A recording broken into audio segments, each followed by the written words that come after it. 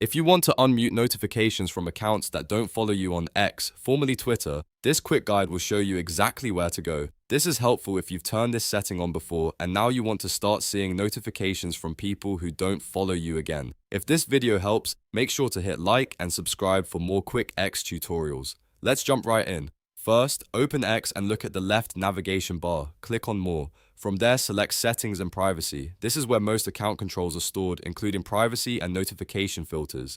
Next, click on Privacy and Safety. Inside this menu, find Mute and Block. This section contains several options that control what you see and what gets silenced on your account. Now click on Muted Notifications. Here you'll see the notification filters you've enabled. Look for the option that says Who don't follow you. If it's turned on, simply toggle it off. Once you switch it off, notifications from accounts that don't follow you will no longer be muted. That means you can start receiving those notifications again on your X account. And that's it. The setting has been changed. If this video helped, please give it a thumbs up and subscribe for more simple social media tips and tutorials. Thanks for watching, and I'll see you in the next one.